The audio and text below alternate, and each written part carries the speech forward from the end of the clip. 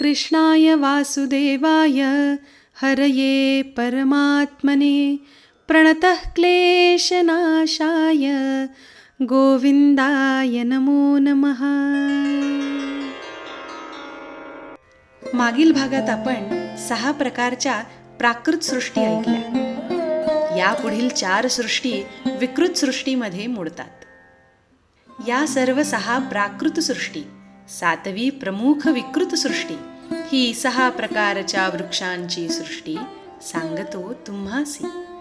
वनस्पती, औषधी, लता, विरुध, द्रुम, त्वक्सार हे ते वृक्षांचे 6 प्रकार. ते वाढतात खालून वर, ज्यात ज्ञानशक्ती प्रगट नसते. वृक्षाच्या जीवसृष्टीत अन्न शोषले जाते खाली मुळात. ते अन्न पोहोचते वर फांद्यापर्यंत, आहाराचा प्रवाह खालून वरती. दीर्घकालीन आतल्या आत ते केवळ स्पर्शाचाच अनुभव घेत. विशेष गुण असतो प्रत्येकात एखादा तरी. 8वी सृष्टी पशु पक्ष्यांची ही मानली आहे 28 प्रकाराची. अनुभूती नसते कालाच्या ज्ञानाची, असते तमोगुणाचे अधिक्य. विचारशक्तीचा असतो अभाव, वासावरून घेता येतो वस्तूंचा ठाव. 2 खूर 1 खूर 5 नखेव उडणारे जीव, ऐसे या सृष्टीचे प्रकार. पशुपक्ष्यांच्या 8व्या सृष्टीत अन्नाचा प्रवाह जमिनीस समांतर चाले शरीरात. कोणते प्राणी कोणत्या प्रकारात, प्रकारानुसार उदाहरणे पाहू त्यांची. गाय, बकरा, रेडा, काळवीट, डुक्कर, नीलगाय, रूर, हरिण, मेंढा, उंट यांचे निरीक्षण केले असता नीट हे 2 खूर असणाऱ्या प्राण्यात मोडती.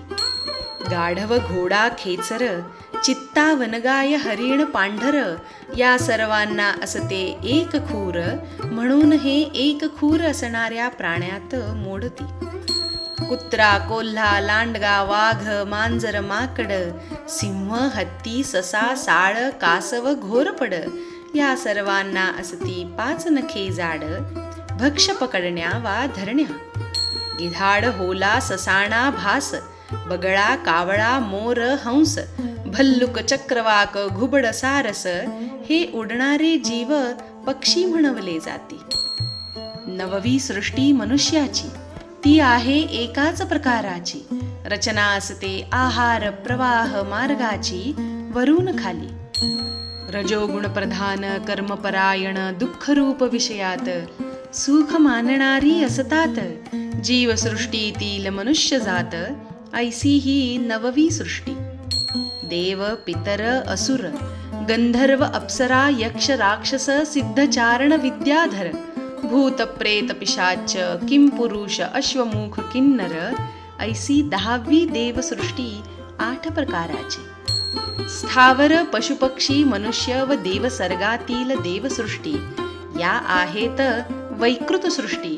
महत्तत्वादी प्राकृत सृष्टी वैकारिक देवसर्गातील.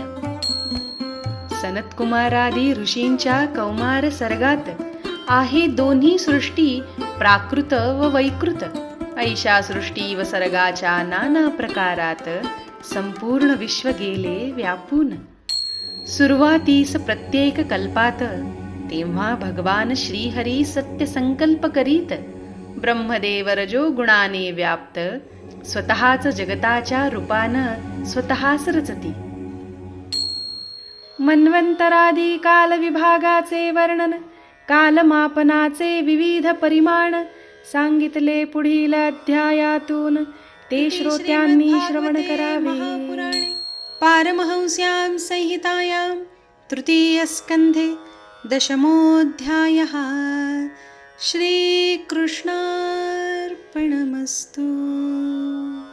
हरि ओम तत्सत्.